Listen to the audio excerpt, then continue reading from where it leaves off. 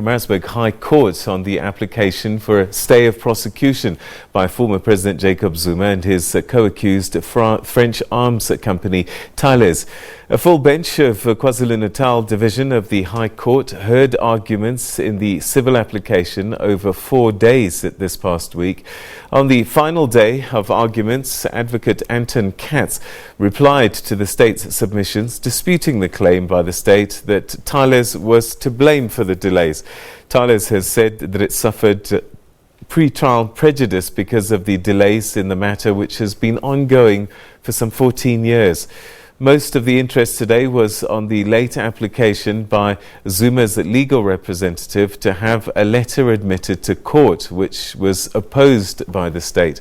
The letter, according to Advocate Muzi Skakane, points to former Justice Minister Penwell Maduna's involvement in the prosecution of Zuma, which Zuma claimed was politically motivated.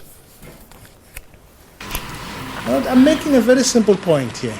I'm saying you've been told about the finality of the role of political players. I'm saying to this court, you can find what you want to find.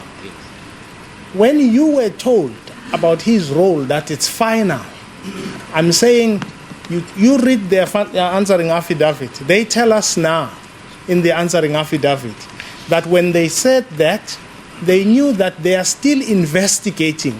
They say Mr. Duploy claims privilege because they are investigating the roles of those politicians mentioned in that document who are alleged to have been involved in the prosecution or briberies related to this prosecution of my client.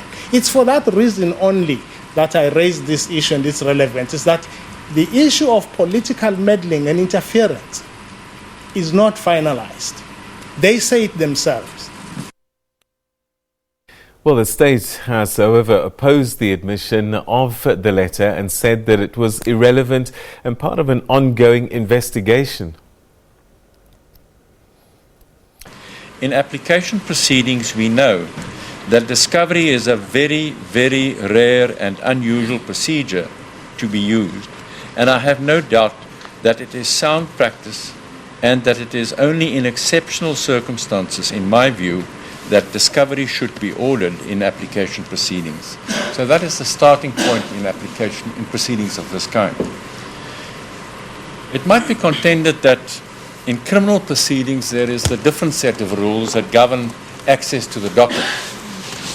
On my understanding of Chabalala's case, access to the docket is normally granted for purposes of the conduct of the trial, not for purposes of preliminary skirmishes. But assuming for the moment that it does apply, it does not include an obligation to disclose documents of this kind, which is part of the prosecution's pre-trial work paper. This is a communication between the NDPP and the Hawks for purposes of an investigation. So this is so-called work product, which is privileged and is excluded from what is discoverable under the docket privilege.